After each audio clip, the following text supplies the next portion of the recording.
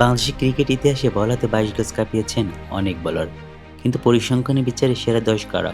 আজ আমরা ১০ নম্বর থেকে শুরু করে ১ নম্বর পর্যন্ত ক্রম অনুসরণে জানাবো বাংলাদেশ ইতিহাসের শীর্ষ ১০ উইকেট শিকারীর নাম।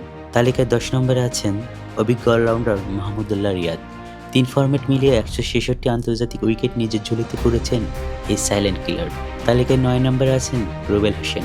ক্ষতির ঝড় তোলা রুবেল হোসেন রয়েছেন ৯ নম্বরে। তার শিকার সংখ্যা ১৯২টি উইকেট।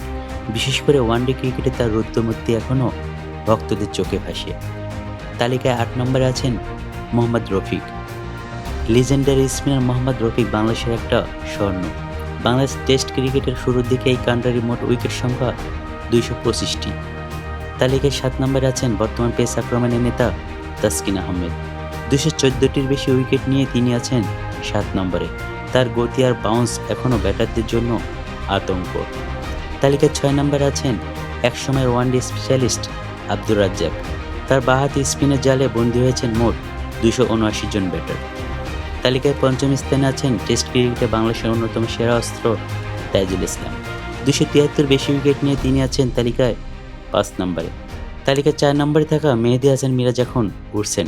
মাত্র ২৬ বছর বয়সে তিনি টেস্টে ২১০টি এবং ওয়ানডেতে ১২৬টি, মোট ৩৫০-এর বেশি আন্তর্জাতিক উইকেট শিকার করেছেন। তালিকায় ৩ নম্বরে আছেন নড়াইয়ের এক্সপ্রেস খ্যাত সাবেক অধিনায়ক মাশরাফি বিন মুর্তজা। ৩৮৯টি উইকেট নিয়ে তিনি বাংলাদেশের পেস বোলিংয়ের আইকন হয়ে আছেন। তালিকায় ২য় নম্বরে আছেন the fizz cutter master Mustafizur Rahman. ৪৫৯-এর বেশি উইকেট নিয়ে তিনি সাকিবের পরেই নিজের অবস্থান শক্ত করেছেন। তালিকায় ১ নম্বরে আছেন তিনি আর কেউ নন, সাকিব আল হাসান।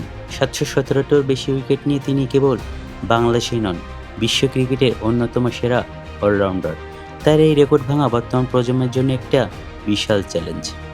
এই ১০ জনের মধ্যে আপনার সবচেয়ে প্রিয় বোলারকে? বিস্তারিত জানাবেন কমেন্টে।